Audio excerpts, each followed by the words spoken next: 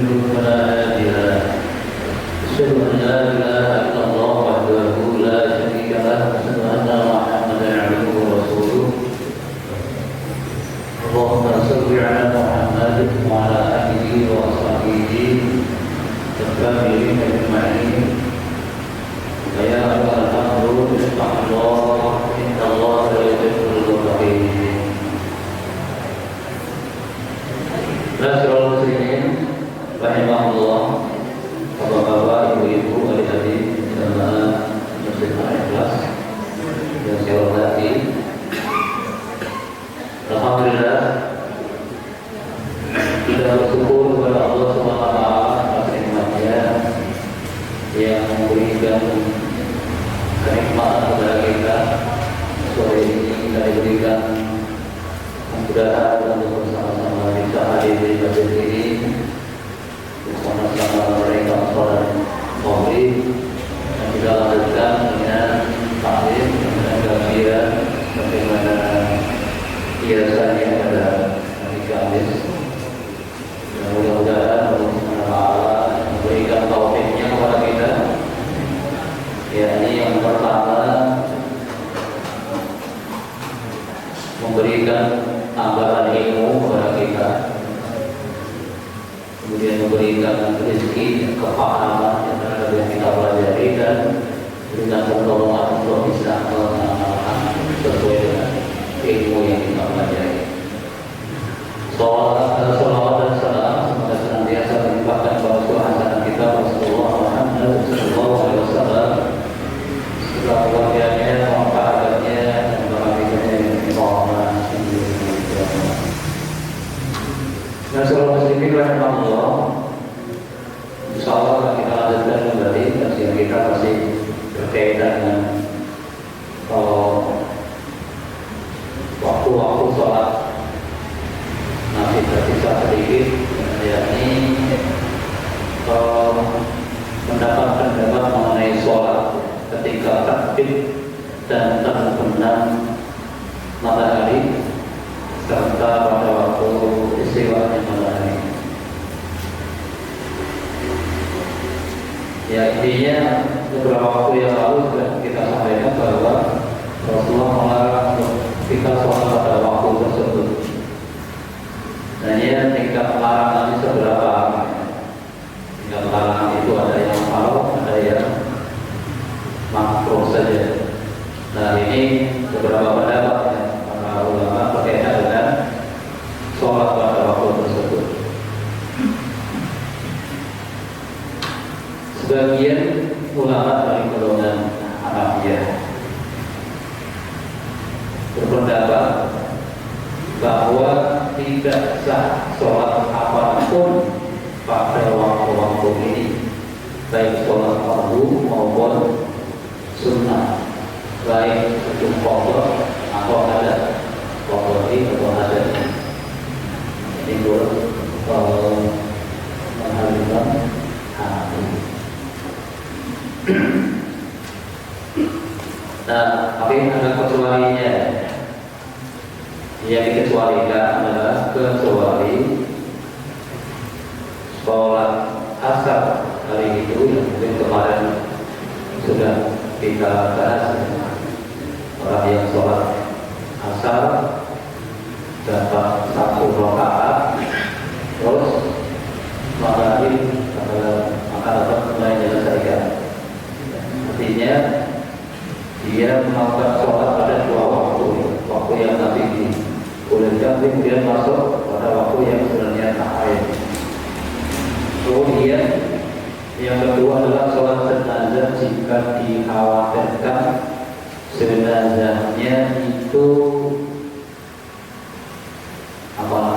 rusak, ya, ditunggu kesuwen tambah rusak berubah, sehingga diperbolehkan.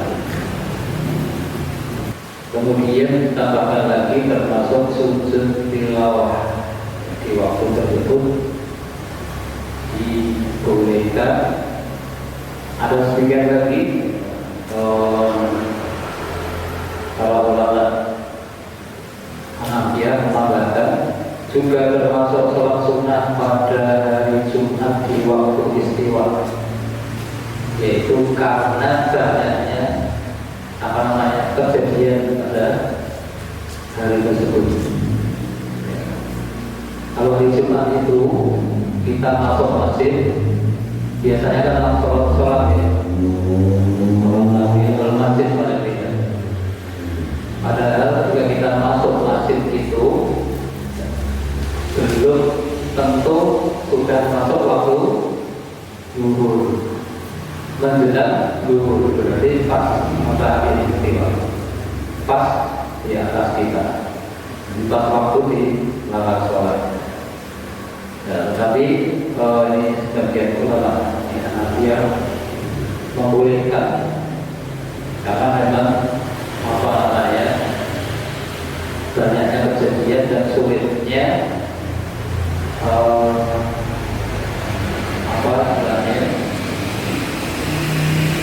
niteni waktu ini ya, waktu masuk. Kalau sekarang itu sebenarnya sudah di beberapa masjid sudah terpakat seperti itu ya. Kalau masuk waktu sholat zuhur jam berapa, misalnya asar, sehingga kita bisa memperhatikan. Kalau tidak ada kisah waktu seperti itu, berarti kan perkiraan. Dan ini hampir di semua masjid. Di semua masjid biasa terjadi seperti itu. Begitu masuk masjid Jumat, sholat 2 rakaat. Nah, kalau zuhurnya lebih awal, kadang zuhur itu mendekati setengah 12. Nah, itu sudah masuk zuhur. Nah, sekarang ini zuhur, nah ini zuhur sudah berapa? Satu lagi. Oh, nanti sekitar jam 12.48 saya tadi. Oke, terus ya. Nah, 11.48. Sekarang pada kebanyakan kalau kita hadir di masjid jam segitu atau sebelumnya. Kemudian bagaimana menurut sebagian apapun mazhab Syafi'iyah? Dan Imam Syafi'i memandang makruh ya, sholat sunnah yang tak ada sebab ini sama dengan yang kemarin ada waktu habis atau habis itu. Makruh untuk melakukan sholat sunnah yang tidak ada sebab karenanya pada waktu-waktu itu. Adapun semua sholat fardu, sholat sunnah yang ada sebab karenanya, dan sholat sunnah pada waktu istiwa di hari Jumat, serta sholat sunnah di kota Al-Mekah, maka hukumnya boleh dan tidak dimakruhkan. Jadi menurut Imam Syafi'i. Kemudian bagaimana pandangan Imam Maliki? Berpendapat bahwa diharamkannya sholat sunnah di waktu-waktu tersebut, walaupun mempunyai sebab. Jadi kalau ini beliau tahrim, maksudnya tahrimnya itu betul-betul haram untuk sholat sunnah, termasuk sholat yang dinadarkan, sholat nadar nanti pada waktu itu, termasuk sujud tilawah dan sholat jenazah, kecuali dikhawatirkan berubahnya mayat itu tidak boleh. Kemudian bagaimana menurut Imam Malik, Imam Hambali kali juga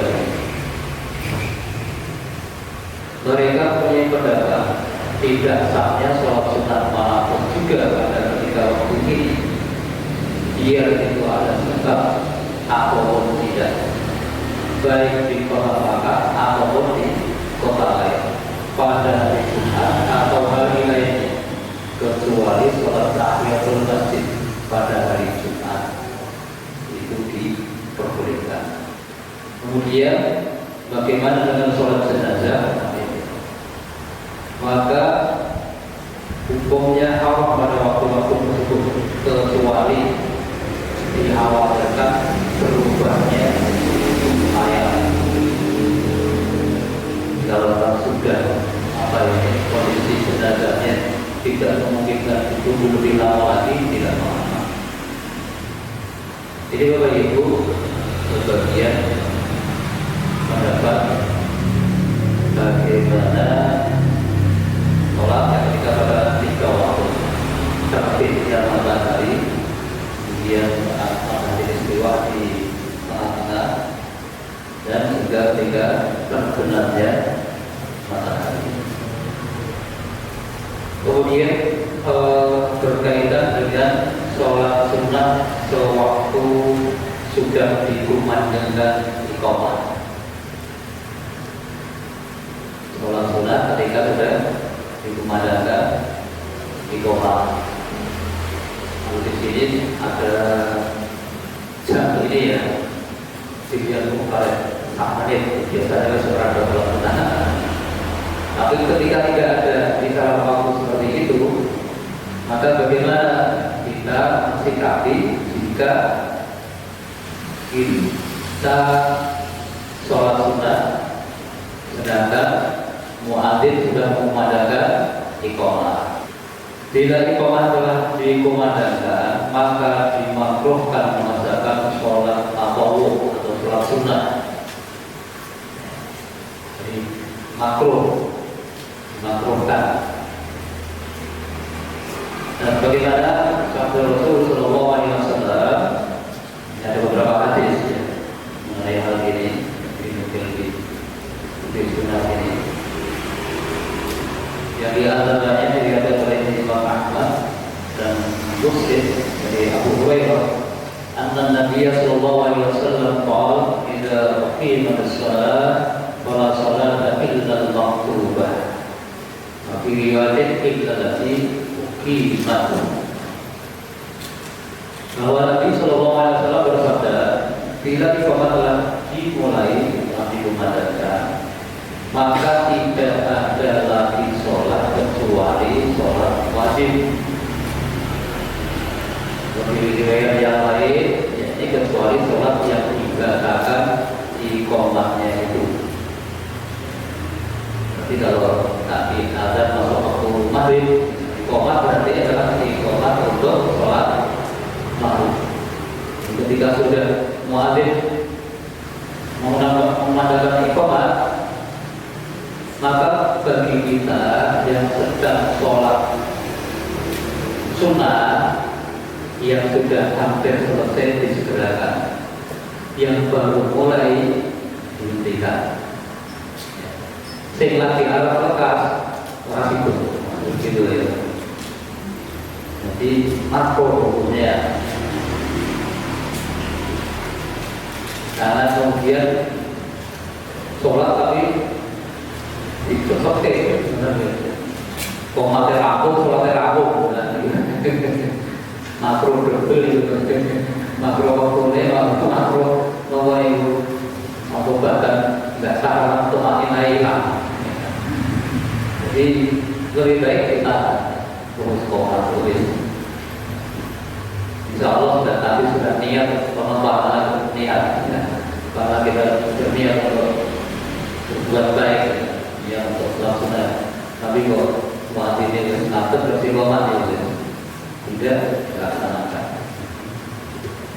Hadis yang lain yang dikatakan oleh Abu Dawud dan Imam Nasa'i, Da'allahu Rasulul Masjid Rasulullah Sallallahu Alaihi Wasallam di Salatul Qadati wa sallallahu alaihi fi janibil masjid. Thumma taqama Rasulullah Sallallahu Alaihi Wasallam. Falamma sallama Rasulullah sallallahu alaihi wasallam qala, ya fulan bi ayyi salataini Ihtadatta bi sholatika wahdaka am bi sholatika ma'ana. Seorang laki-laki masuk ke dalam masjid dan ketika itu Rasulullah SAW mengadakan sholat subuh. Jadi Rasulullah sudah mengimani sholat subuh. Ada seorang laki-laki masuk ke dalam masjid. Orang itu pun sholat 2 rakaat di pinggir masjid. Jadi dia sholat sunnah di pinggir masjid. Padahal sholat subuh sudah dimulai. Rasulullah sudah mulai sholat subuh. Lalu kemudian setelah selesai sholat sunnahnya cepat berlaku itu dia masuk masjid lalu sholat bersama Rasulullah SAW. Maka ketika Rasulullah SAW selesai sholat memberi salam, sabdanya, wahai fulan, sholat mana sebenarnya yang kau utamakan? Apakah sholat yang kamu kerjakan sendirian atau sholat yang bersama kami? Nah, ini Rasulullah menegur pertanyaan. Maksudnya dia ingin menjelaskan bahwa mestinya orang tersebut begitu sampai di masjid dan sudah menemui sholat subuh ditegakkan, ya maka segera gabung dengan jamaah sholat bersama-sama. Jangan kalau di sini tadi bersama-sama Rasul dan jamaah yang lainnya. Tidak sholat sendiri, meskipun tadi sholat sunnah gitu, seperti terus musuh tidak demikian. Akan tetapi dengan kalimat takbir Rasul yang mana kemudian tanpa menyuruh orang itu untuk mengulang sholatnya kembali, ini menjadi bukti bahwa sholatnya tetap sah. Hanya saja dimakruhkan. Kemudian dari Ibnu Abbas, riwayat Imam Baihaqi, Bukhari, Abu Dawud, dan juga Abu Ya'la. Kuntu usolli wa akhadha al-mu'adhdhinu bil iqamah fajazani Nabiullah sallallahu alaihi wasallam wa qala aku sholli subha arba'an. Ini Ibnu Abbas itu kan ketika Rasulullah sallallahu alaihi wasallam masih hidup, beliau ini masih anak-anak. Ibnu Abbas. Nah, suatu ketika ini kata Ibnu Abbas, saya sholat, kebetulan muadzin mulai iqamah. Jadi sudah sholat duluan, terus muadzin iqamah. Muadzin ini lihat-lihat ya, mengatur itu, beri contoh saya bahas nanti coba. Jadi ini ada Ibnu Abbas ini masih sholat, tapi muadzin iqamah. Karena sebenarnya muadzin itu sebenarnya kapan muadzin diiqamah? Muadzin itu memandangkan iqamah kalau sudah diminta oleh imam. Artinya begitu. Nah itu imamnya tidak buru-buru, saya berkat iqamah. Habis dua berhenti, itu diberikan iqamah. Di artinya seperti itu. Kemudian lanjutannya maka saya ditarik oleh Nabi Allah Sallallahu Alaihi Wasallam. Jadi ditarik budaya ditarik. Kemudian seraya bersabda, apakah kamu tidak sholat subuh 4 rakaat? Mungkin komat kok sholat sunnah, ngomongin sholat 4 rakaat. Anda kemudian dibatalkan sholatnya. Maksudnya kenapa? Karena sudah dikumandangkan iqamah, maka tidak ada di hadis yang pertama tadi tidak ada sholat lagi kecuali maktubah, sholat yang wajib.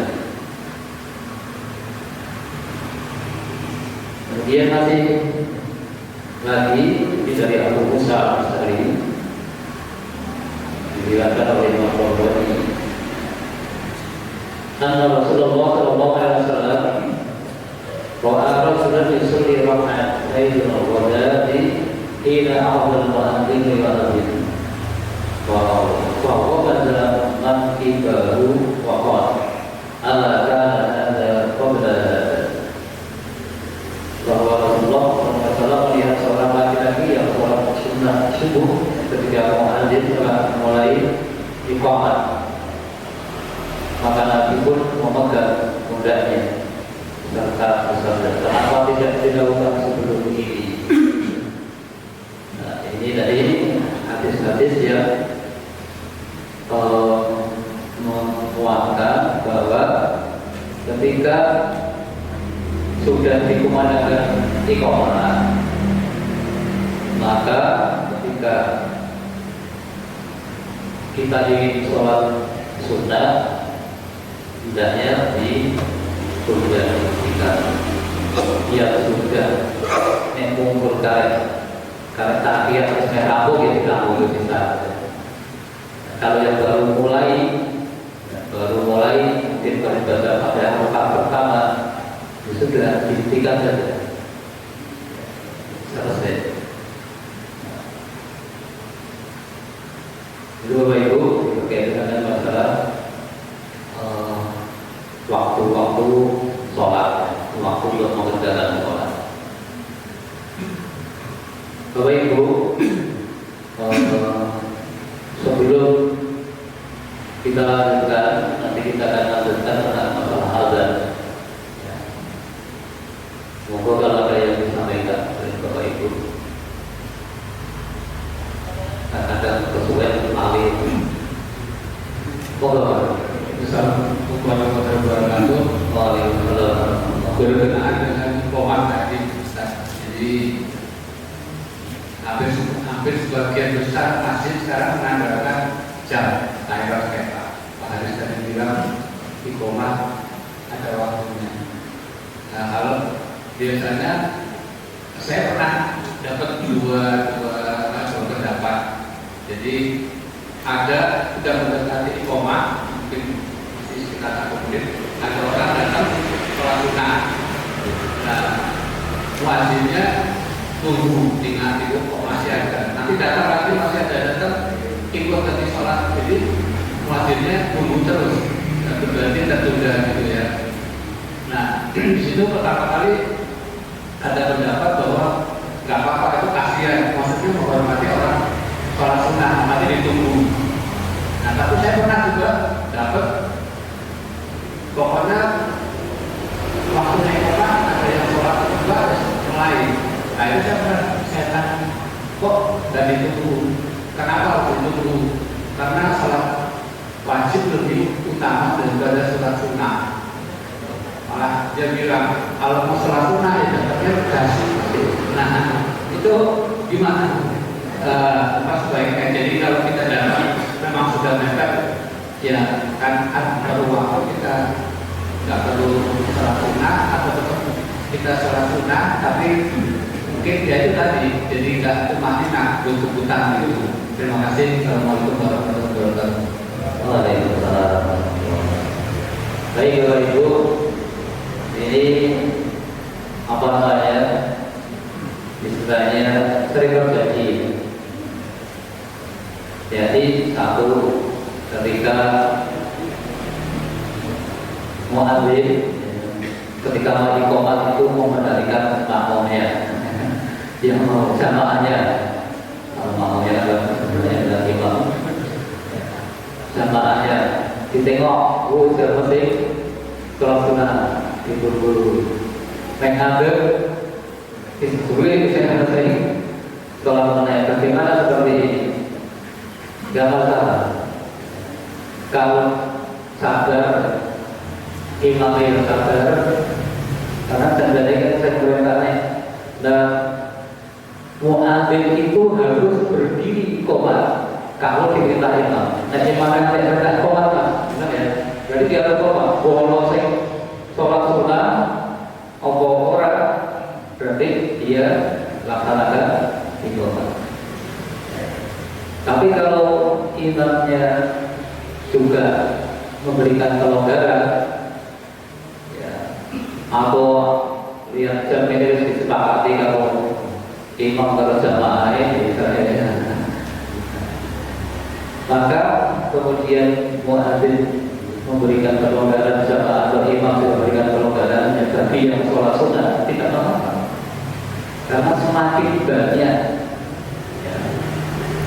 yang ikut sholat dalam jamaah itu semakin banyak pahalanya muadzin dan imam ini. Tentunya terhadap jamaah yang lainnya, gitu. Nah, terus di tempat lain ada yang memang buat materi kok ya kok kalau saya sholat sunnah ya tak serahkan gitu ya. Nah, kalau memang seperti itu, atau misalnya muadzin yang diperintahkan untuk imam yang kok tidak peduli dengan yang sholat sunnah, nggak masalah ya. Bagaimana yang jamaah yang baru sholat sunnah seperti kaidah tadi, muskomat ya wis tak batal kita itu sholat sunnah, kecuali sudah tinggal sedikit ya, sudah hampir selesai sekalian. Nah, kalau misalnya berdasarkan disepakati adanya seperti itu, kemudian muadzin terus lihat oh ya sesuai iqamah ya iqamah, ada yang sholat sunnah ya nggak masalah, berarti sing mengikuti yang sholat sunnah.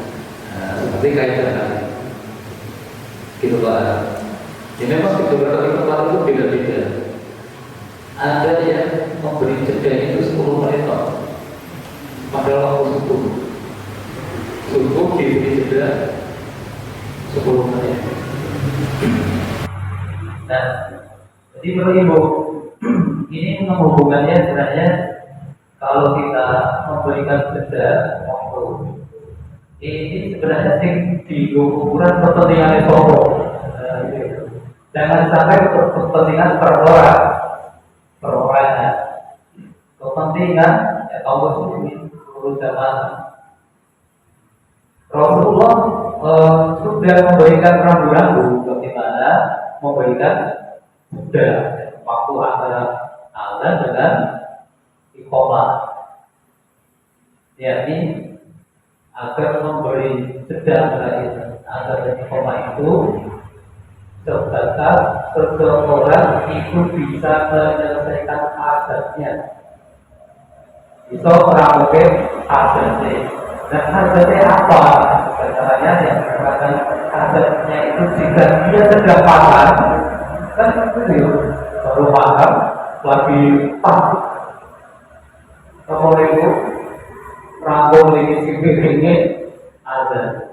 Nah, maka diperkirakan kilo-kilo orang yang sedang makan ini selesai. Ini yang standar loh ya. Soalnya orang yang makan itu semua yang waktu yang pada umumnya. Atau orang yang azan ini dia sedang ke belakang, atau akan jatuh. Bahkan mungkin ada satu kisah Rasulullah buka di koma di rumah dagang apa itu, terus ada seorang sahabat yang ternyata kebelet, dia harus ke toilet ada orang muslim ini jauh, balik ke ternyata masih rakaat pertama. Jadi artinya ini masalah bagaimana Rasulullah kalau ketika mengingat jamaah. Ya artinya jeda itu ya pada ini pada umumnya bagaimana azan seseorang itu selesai. Jadi misalnya subuh panjang itu ya wajar daripada yang lainnya. Tapi juga jangan terlalu panjang, mengingat jamaah yang buru-buru juga. Apalagi masjid kita ini di tepi jalan ini, sampai masjid sih, terus buru. Barang ini misalnya kok sumringan. Karena di masjid lain coba, nah bandingannya itu juga. Itu mau dari apa itu? Kalau kita satu jamaah jadi bisa masing-masing menyesuaikan. Nah, asal tadi bukan atas kepentingan pribadi. Misalnya, imamnya sholat kesusu, barang azan kalau sholat rakaat, mas Komar, misalnya itu, kelihatannya dulu ketawa ada. Itu kan itu berarti kan kepentingan perorangan akhirnya nanti. Atau apa?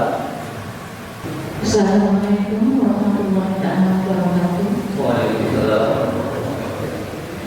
Ustaz, saya ingin menanyakan tentang sholat jenazah. Pertama yang ditanyakan sampai batas hari keberapa sholat jenazah itu, tapi jenazah itu gaib. Sholat gaib itu kita lakukan sampai batas hari keberapa. Itu yang pertama. Kemudian yang kedua, karena ini berkaitan dengan keluarga, mungkin yang bisa menjawab itu hanya keluarga. Pertanyaan saya, jemaah itu bisa dilakukan minim berapa jemaahnya? Jemaahnya itu hanya mungkin kan keluarga kita kecil, tidak sebanyak sholat gaib yang biasa dilakukan. Kemudian yang ketiga, pada waktu kapan sholat gaib itu sebaiknya kita lakukan? Karena berita duka itu kan selalu tidak harus saat jenazah itu saat jenazah itu meninggal, mungkin hari kedua atau ketiga sampai pada keluarga. Demikian, assalamualaikum warahmatullahi wabarakatuh. Waalaikumsalam warahmatullahi wabarakatuh. Kita waktu sholat wa'id ya, ketika kita tidak bisa sholatkan jenazah secara langsung sebelum dimakamkan, tapi kemudian kita baru yang bisa mensolatkan ketika jenazah sudah dimakamkan. Sholat wa'id itu begitu. Sholat wa'id itu mensolatkan jenazah ketika jenazah sudah dimakamkan. Nah ini batas waktunya sampai kapan itu ya? Saya tidak tahu persis ya, dia membatasi waktu sampai kapan, Bapak Ibu. Tetapi Bapak Ibu, sholat wa'id itu sebaiknya kita lakukan ketika kita menerima kabarnya. Begitu menerima kabar, sudah tidak memungkinkan ikut mensolatkan bersama-sama yang lain.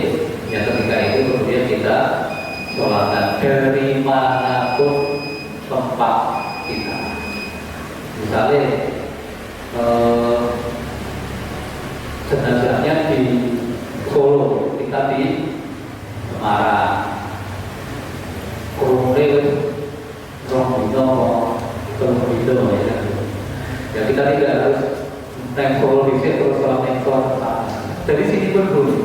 Kalau mau ke sana, kita mau lagi, itu sudah waktu. Tapi sholat sebaiknya kita lakukan ketika kita mendapatkan kabar atau informasinya yang sampai kepada kita. Secepatnya, sebaiknya seperti bagaimana kita mensolatkan jenazah yang belum dimakamkan, tidak menunda-nunda sampai lama-lama. Selama sudah selesai di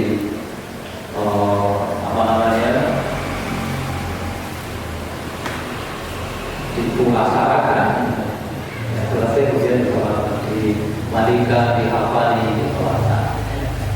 Kemudian batas jamaah, sholat jamaah dikatakan jamaah itu minimal 2 orang, ada imam, ada makmum. Itu mulai syarat jamaah. Syaratnya ada imam, ada makmum. sudah dikatakan jamaah. Nah, hanya saja Bapak Ibu memang afdolnya kalau bisa yang ditanya. Tapi kalau dikatakan minimalnya berapa? 2 orang. 2 orang itu minimal. Kalau Bu, ada yang keluar nggak tadi ya? Pertanyaannya itu. Saya nyambung pertanyaan itu tadi. Menyangkut waktu sampai kapan bisa diserahkan boleh. Misalnya kalau kita ada kabar, kita baru tahu bahwa seseorang yang biasa kita tahu sebulan, 2 bulan, bahkan mungkin setahun. Ini apakah kita masih boleh diperbolehkan untuk melakukan surat rekomen? Ya, jadi ini kalau sebenarnya tidak hanya hitungan hari, setahun lagi kerumuh. Setahun baru dengar kalau saudaranya atau teman atau yang lain kenalannya meninggal. Apakah masih boleh sholat gaib begitu ya? Boleh Pak. Jadi masih boleh bukan kita dengan informasinya saat itu. Dan sampai kata akhirnya kalau nanti coba saya tarik kalau batas akhirnya atau apa kita baru dengannya sampai kapan kita kemudian sholat. Itu Pak. Yang gaib sendiri bisa ya? Yang gaib sendiri bisa. Sendirian bisa. Jadi kita sholat tidak berjamaah sendirian boleh. Bisa. Sholat jenazah sendirian juga boleh. Yang ada beberapa tempat itu yang tidak terbiasa mensolatkan jenazah. Ngeteng foto lagi foto sholat itu omongan biasa. Ada beberapa tempat yang begitu. Kalau kita bareng-bareng rombongan kita sama teman-temannya kita tapi ketika tidak ada teman yang kita kenal di sana tidak terbiasa, maka kita lebih baik buru-buru sholat sendiri tidak masalah, boleh. Ada memang itu ya kaitannya dengan ketika lebih banyak yang mensolatkan itu lebih utama. Jadi banyak beberapa daerah itu yang ketika takziah itu satu tidak mensolatkan, 2 gak antar ke padahal pahala terbesarnya di situ. Ikut mensolatkan 1 kilo, tambah lagi menandakan 1 kilo lagi. Pahalanya tak perlu ukut maksudnya itu.